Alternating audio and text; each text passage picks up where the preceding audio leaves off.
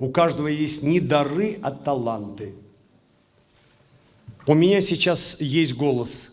На голос надо поставить. Даже говорить мне нужно научить, как говорить. А я голос еще может не только говорить, а петь. А слух кто поставит мне? А кто мне поставит слух? Вы понимаете? Поэтому таланты нужно поставить. Что такое образование? Образование – это культура. Культура переводится на наш язык возделывание земли. Что такое культура? Возделывание земли. Вот я окультурил вот эту землю. Мы пришли весной с вами и ее окультурили, сорняки вырвали, все, привели в нормальное состояние, все, земля окультурена. Вот так же нужно окультурить ребенка. А сегодня я задаю всем нам вопрос. Мы с вами привели ребенка в 1 класс. И мы директору или заучу, или классному руководителю, или просто учителю нашему говорим, скажите, а каким будет мой ребенок по выходу из школы, из 9 или из 11 класса? Нам может сегодня какой-то директор сказать, каким он будет? Вот в чем вопрос.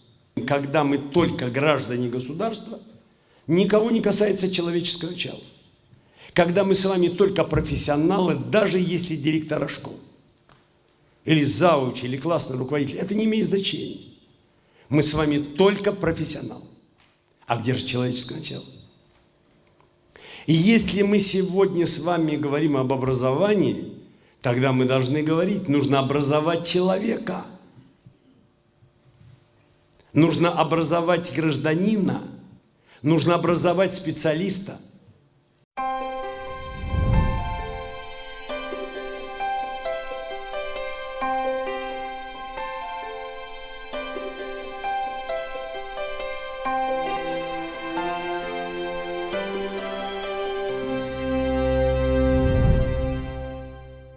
Добрый день, дорогие участники форума! Приветствую вас на этом замечательном мероприятии, на обмене опытом между педагогами, между родителями, между учащимися в таком важном деле, как обсуждение форм нашего образования. Архитектор по образованию.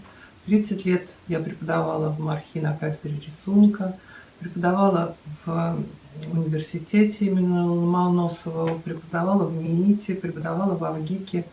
И поэтому у меня накопился большой опыт и мнение о многих вещах, которые обсуждаются сегодня достаточно активно в сфере образования. А именно меня интересует вопрос и волнует вопрос о том, что называть гуманитаризацией образования. Хотелось бы поделиться в этом плане своими мыслями. Во-первых, гуманитаризация образования – это вещь давно поднимаемая на щит, и к ней относятся очень по-разному. Считается, что если вы вводите дисциплины по истории искусства, по каким-то историческим реминисценциям, то это и есть гуманитаризация, в отличие от занятий математикой, физикой и точными науками.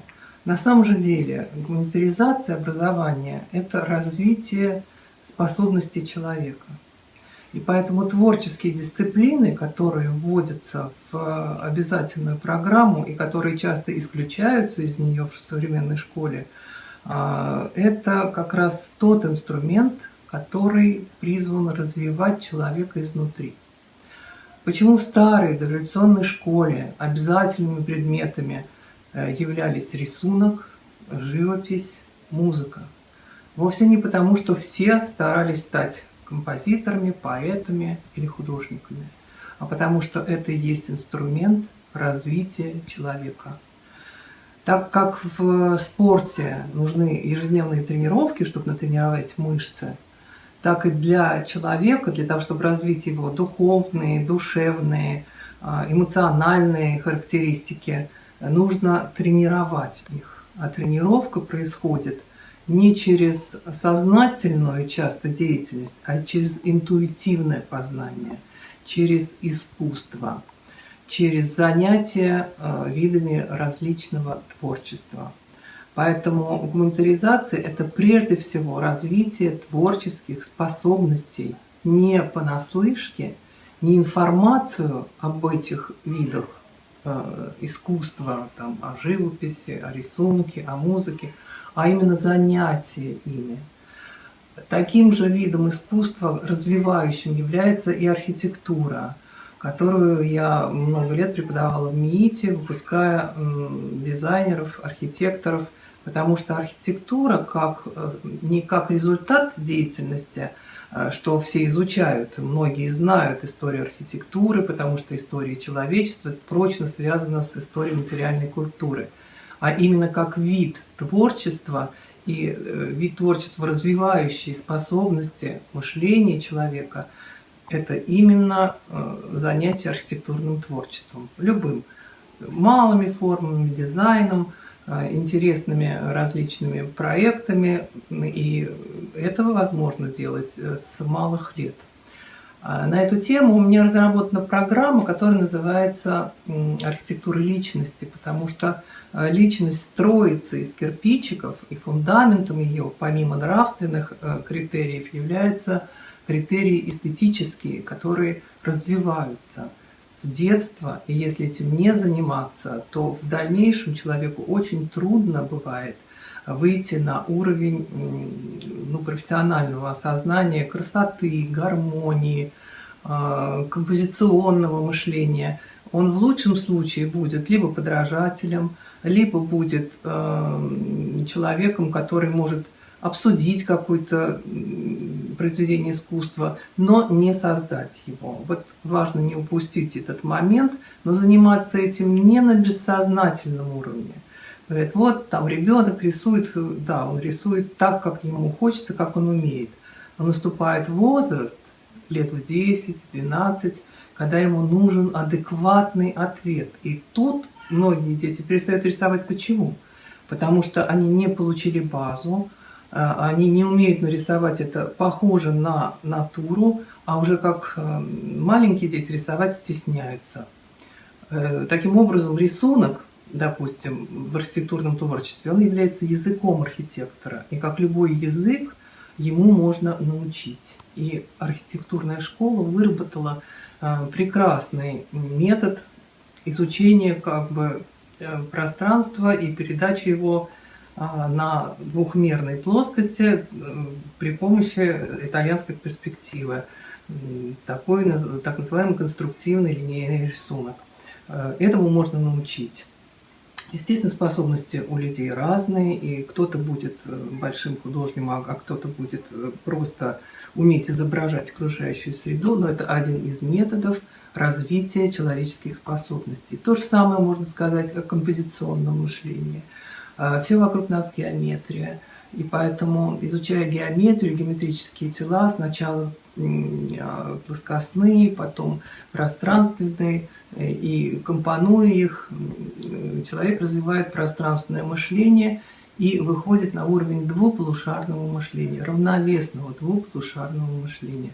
Поэтому эти программы, они, помимо того, что они являются началом профессиональной деятельности, они еще представляют собой ценность как развивающие программы, как тренирующие связь глаза, руки, мышления и в конечном итоге творческого неповторимого языка. Потому что если вы даете задание многим людям, одно и то же геометрическое, то я уверяю вас, они все сделают его абсолютно по-разному. Здесь будет виден и возрастной багаж, и национальный багаж, потому что, преподавая, допустим, в Авгике, у меня в группе были студенты разных национальностей, были вьетнамцы, были африканцы, и всегда чувствовался национальный колорит в простых, казалось бы, геометрических заданиях.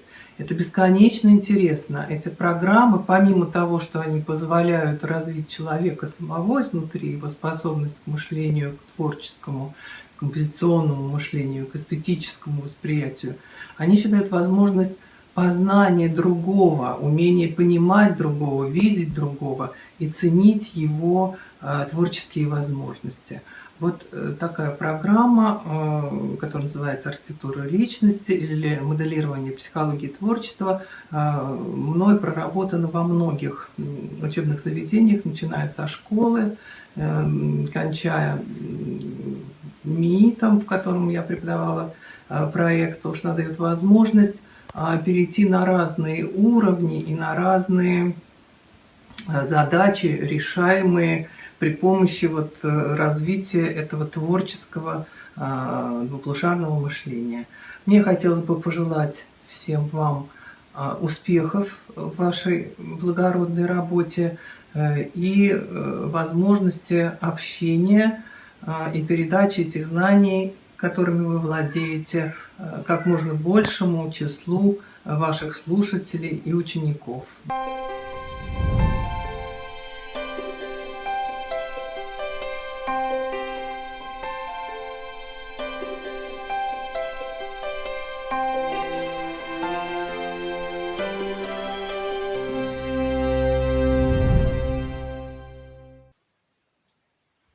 Мой стаж работы в области преподавания духовных дисциплин более 25 лет, начиная с преподавания в воскресных школах.